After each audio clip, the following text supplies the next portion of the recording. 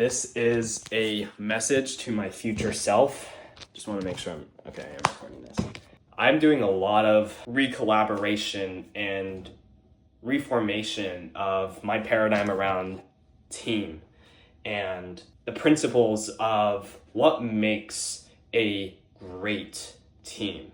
An outstanding, extraordinary team who are all bought into a mission, a vision, a purpose, and who has a team that has players that take actual extreme ownership of their results. This is a lesson in the day of a life as an 18-year-old CEO.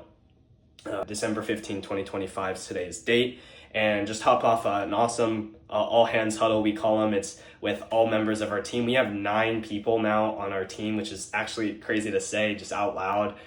Just a year ago, we only had like 3 people. We've expanded so much with actual people put in place that's in alignment with the vision Matthew and I have, like media creative directors, CSM, VAs, ISA agents. Like it's a really, really big. And when I'm realizing as I talk with one of our newest team member hires, Lucas, our newest media buyer for Clive, man, this guy really, he's made me learn about myself, about leadership, and what it means to direct stallions, or in other words, team members who are able to take actual initiative and responsibility over their outcomes, who operate within their own domains at an excellent level. Luke is one of these people, I truly believe, along with our as well. Fernando has been doing an absolute stellar job. They're both stallions in their own fields, great at what they do. And Lucas made it that he's in right now. It's only technically like third of onboarding. So he's still learning a lot of things, but he's getting acclimated to how, with him conversations we had. And honestly, it's been a bit rough at certain times. Like we've, but conversations that were difficult to have about just like how giving feedback to him and the pace that which we're moving, and like making he's following a set of systems versus like him efficient in his own work, and like other and things that were going on in his personal life. Like there's a lot of, the smooth onboarding, I would say. But with all that, we're now on the other side where evaluated that Lucas and I are truly we're in alignment in so many things. Not only is he also a very devout follower of Christ, and he loves the Lord. I can see it in him, how it's transformed the way he thinks and acts of service, but he's actually genuinely bought into Clive's long-term mission to see us not just at 1 million, but the 100 million and the of clients, and Clive taking to the industry. He's into this vision and he sees it, and he tells me Elijah, this is actually what I see the opportunity we have on hand.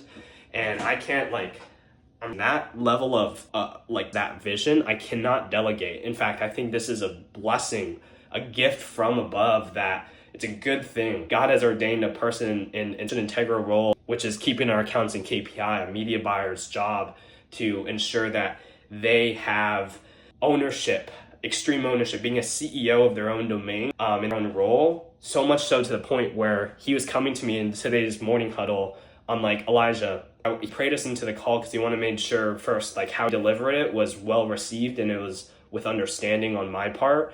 And he was very transparent and straightforward on that. I think honestly, I had to I had this onboarding expectation. It's honestly by means of bad habits of I had to be on a call hours on end training a team member to make sure they understand this system and they do it this way and have this cadence. I'm mindset as an operations manager and as just a CEO, the way that I've operated within the business with previous team members. I'm thorough and make sure that they follow step by step, that they follow those processes, and they do very little to break outside of that. Otherwise, everything will fall right.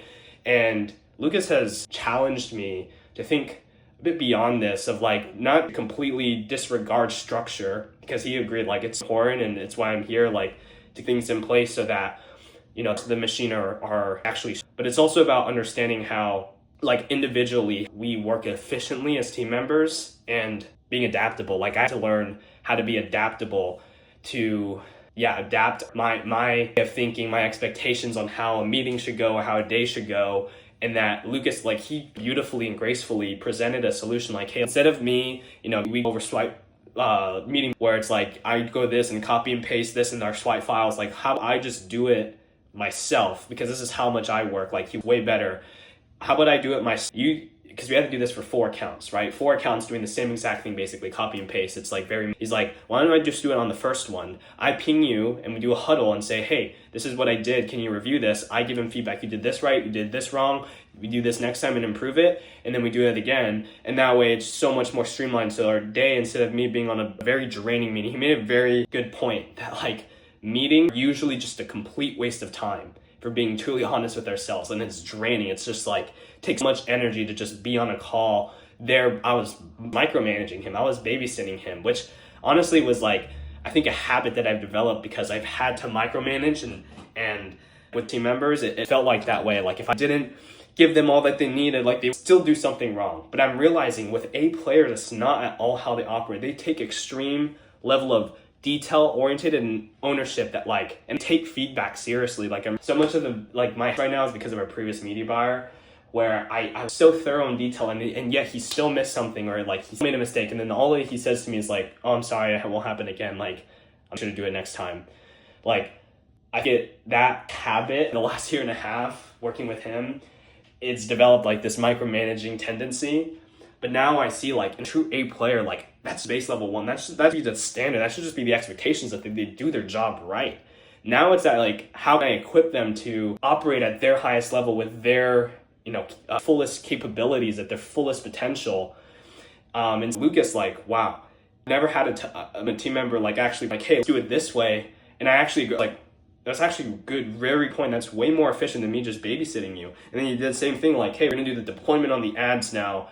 Like 4 accounts, we need to make sure the actual creators we have in a Google Drive folder get uploaded into the ads manager in a certain cadence and way. Instead of me like walking button like, hey, this is how you do this, like Lucas will bit on his own, then I give him feedback like, hey, this is wrong. And then he makes the optimizations, and then he goes through the other accounts. Rather than me, like I had the expectation that it would be on a full like 8 hour just going over that, and it would be so draining. But now this is like doing the like, I feel like I have my hands to pour into other people, or in fact, I have every single team member working on me. Like right now as I speak, there are other people, our VA and our creative director, who I honestly was going to have a tendency to do the same thing. Like I need to be on meetings with it. Like I have the belief where I'd be like, if I'm on a meeting with the team member, they're going to do something wrong. But no, meetings are waste of time. Like people should know what they need to do, already outlined. I just have to simply trust that they will do the job right. That's, the point of me hiring them, right? And like, them in their being roles, them doing right. Like that's kind of what I'm learning in this season, is like trusting to do the right thing and growing as a leader to be adaptable. So yeah, I think so much more efficient. And lastly, like we're gonna go over account optimizations, like hey, how we optimize account, instead of me micromanaging and saying, hey, this is what I would do to like maybe go real brief on this. And I have Lucas, I can like the way that his brain works and operates, he's not a very like it's him to stray away from like his flow, like getting in account, or like he puts a lot of energy in what he does, and he wants to like set the, like this is the key takeaway, he sets the intention with me in the beginning of the day huddle and says, hey, this is everything I'm going to do today. By today you should expect this, and I just let him do his thing and I let go. I don't have middle of day huddles. Like this is crazy, part of my habit. I've have PM in the middle of the day, right? I have these 12 p.m. Middle of media buyer huddles where I have with me, Faisal and the team, and Lucas, our creative, like basically huddle and say, hey, our realignment, do we know what we need to do? Like, hey, we get this. It's like the disrupting flow of our calendars, like in the middle of the day, when sometimes it's just unnecessary. Like maybe there's nothing to talk about. We know what we need to do today. What's the point of having a meeting? And I'm realizing like, it's just a waste of time. And I've developed these, I think I on the calendar, and I've developed this like habit of wanting to micromanage my team and like making sure that they're doing what they need to do. But no, I don't need to worry that my team isn't doing the wrong thing if they're actual A players. And the Lord blessed me with like an actual competent, like not to toot Lucas's horn. This guy is very, very competent in what he does. He has the right experience. He has very, very great that he brings to the table. Like he takes extremely, like I so much of his values to him. That's just something that he innately has. And he happens to be a great media buyer as well. And it's about like the results. He still also has to like prove it to us, because it's only his 3rd week of onboarding and I haven't tangibly seen the results that come from his outcome. But guess what?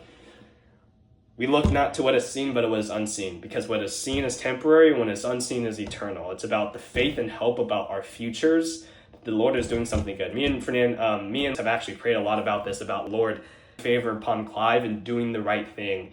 And that's what I love about Lucas too. He's like super aligned, like the Lord and the principles, and I can tell it's changed to resonate his heart, where it's like, we don't need to worry about our future because God's already working for us and for our good. Man, I'm just like, I'm trying to like digest all thoughts in one place. Of Ted, who would be watching this, might be a CEO, and is a team, a big takeaway and lesson is learn how individually your best members operate, and to equip them, to give them the support, to give them the structure, to enable them to operate at that high level, to make sure that they ultimately achieve the outcome that they're set out to do in their role, but they do it the way that is most efficient for them. Because a true A don't need to worry about the how. You need to worry about the actual outcome being achieved, and that function, that main role or function in the business is actually achieved. Like, it doesn't matter how at that point, as long as we're getting results for our accounts, that's all that actually matters at the end of the day. And that's what Lucas understands. It's like, okay, systems, of course, there needs to be structure here and there and make sure like succinctly that communicates. But now it's my job as the CEO to almost like step back, kind of ironic. Instead of me like pressing and working really harder, it's almost like me stepping back, allow more breathing room and time and space for our team members to like settle in, you know. So big lesson I'm learning right now as an 18-year-old CEO with my lead gen agency that I'm running. And it's shaping me in a lot of ways, and I know this is applicable in future endeavors too, like leadership, this of like empowering you to operate at a high level in what they are equipped and capable of doing to operate in their fullest potential. Like, that's another skill that I'm developing now. So yeah, December 15th, 2025. That's what I'm learning here. Elijah Kim, 18 years old, CEO. Peace. See you guys. Let's go.